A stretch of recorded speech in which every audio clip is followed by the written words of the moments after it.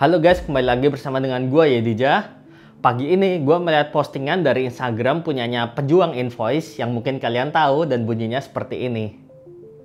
Nah, gue tuh tertarik banget sama postingan ini dan gue akan coba bedah dari dua kacamata karena sependek pengetahuan dan pengalaman gue memotret itu setidaknya gue udah pernah ngerasain jadi dua pihak tersebut. Nah, yang pertama langsung gue bahas dari kacamata freelancer. Gua sendiri itu berangkat dari seorang freelancer sejak tahun 2010 hingga sekarang. Dan ya tentunya kalau kita bilang dibayar mahal, siapa sih yang nggak mau? Ya kan? Nah, gua itu dulu punya pemikiran kalau harga itu harus tetap naik terus setiap tahunnya. Karena mungkin ada kebutuhan dan inflasi. Dan ya normalnya memang gitu kan. Tiap tahunnya itu selalu gua coba nego dengan vendor untuk menaikkan rate harga. Bahkan gue itu udah sampai upgrade alat dan skill juga untuk bisa bernegosiasi dengan vendor. Nah, berapa jumlah kenaikannya? Dulu gue berpikir itu setidaknya sebanding dengan kenaikan inflasi lah. Kalau ibaratnya misalkan harga gue 1 juta tahun ini, mungkin tahun depan gue bisa naikin jadi 1.050.000 atau 1.100.000 seperti itu. Dan menurut gue itu yang paling ideal pada masa itu sebenarnya. Dan gue akan coba nih ke kalian buka-bukaan tentang angka, tapi gue batasin di ranah wedding aja ya, karena itu ranah yang gue pernah berkecimpung sampai dalam gitu. Nah, sebagai freelancer, gue sendiri itu pernah dibayar dari 2M, makasih mas. Lalu wedding senilai 100, 200, 500 ribu, 1 juta, 2 juta, hingga pada puncaknya itu mungkin tahun 2016-an itu sampai di mungkin bisa 2,5 sampai 3,5 jutaan untuk one day wedding, motret doang di luar editing.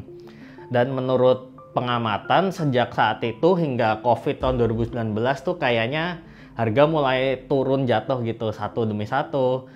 Nah, sekarang mungkin kalian udah sangat beruntung nih kalau ada yang bisa bayar kalian 2,5 atau 3,5 atau bahkan lebih dari itu.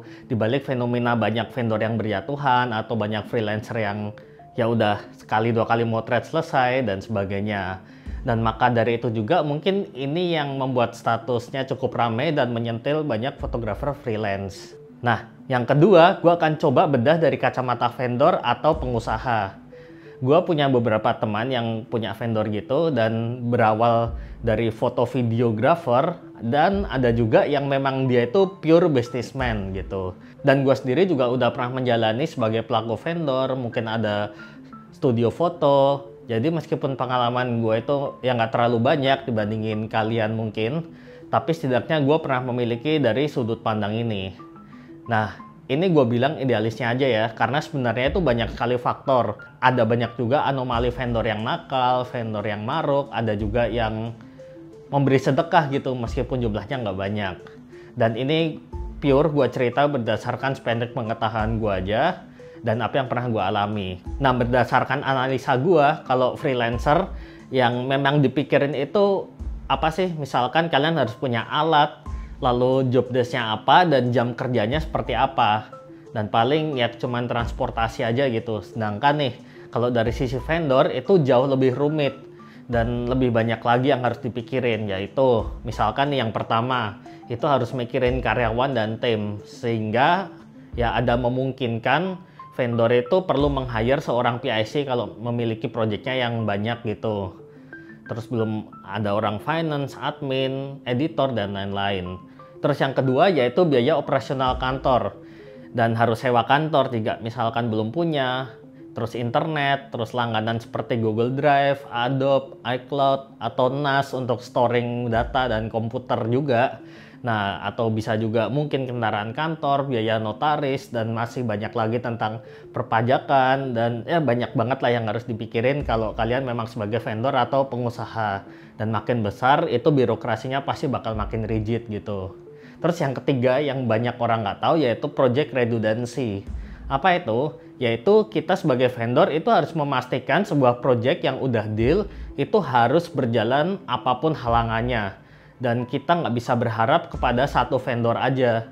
Gue akan kasih contoh nih, misalkan ada vendor yang punya kenalan freelancer, foto harganya 1 juta. Nah mungkin vendor tersebut itu nggak akan jual ke klien harganya 1 juta dong, pasti dia naikin price tag-nya jadi 1.250 atau 1,5 misalkan. Kenapa? Karena ada kemungkinan jika in case banget ada terjadi apa-apa di lapangan, misalkan kayak freelancernya membatalkan tiba-tiba hari H, atau terjadi sebuah kecelakaan, atau tiba-tiba klien mau ganti ke fotografer B yang misalkan fotografer B itu harganya 1.250 dan banyak sekali faktor yang mungkin terjadi di lapangan. Nah, itu setidaknya sebagai vendor itu masih punya spare uang 250 atau 500 tersebut. Nah, baru yang nomor keempat, setelah itu semua ada biaya admin dan baru profit yang sejumlah uang yang mau diambil dari project tersebut. Nah, maka dari keempat faktor itulah terkadang vendor juga ya bisa dibilang nakal gitulah untuk memotong biaya freelance untuk bisa menutupi biaya operasional tersebut. Jadi kesimpulannya, apakah keduanya ini nggak bisa ketemu di tengah gitu? Ya, sebenarnya jawabannya simple sih, semuanya itu tergantung dari nilai budget projectnya. Let's say vendor cuman dibayar sama klien 5 juta buat liputan, 2 FG, 2 VG buat wedding. Apa iya bisa bayar freelancer sampai 2-3 juta per orang? Kan logikanya nggak masuk gitu. Emang budgetnya kecil kan? Nah, beda cerita lagi kalau vendor dapat project 20-30 juta satu wedding. Terus cuman bayar 1 juta per orang, ya mungkin itu agak kebangetan lah maruknya. Tapi ya ini sebagai gambaran aja sih. Nah, jadi biar keduanya ketemu, menurut gua disinilah freelancer itu harus memahami dari sisi vendor. Karena gua sendiri dulu juga bisa dibilang kayak egois gitulah sebagai freelancer. Buat terus gua menaikkan harga tanpa memandang sisi bisnis atau sisi vendornya. Dan mungkin memang gua belum tahu pada saat itu. Dan dari sisi vendor pun juga harus menurut gua transparan dan sopan untuk bisa bernegosiasi dengan baik dengan freelancer. Vendor itu harus menjelaskan juga ke freelancer jika memang misalkan budgetnya kecil, terus dijelasin aja gitu, sorry ya nih budgetnya kecil karena memang bla bla bla bla, dan jujur aja gitu. Gue yakin freelancer mau kok bantu ke vendor tersebut gitu. Dan apalagi bisa juga kalau vendor tersebut itu juga limpahan kerjaan dari agensi lain atau perusahaan lain lagi yang udah tangan keberapa, itu udah pasti budgetnya dipotong press banget tuh, meskipun projectnya itu terkesan project-project gede, bisa project perusahaan besar, BUMN dan sebagainya.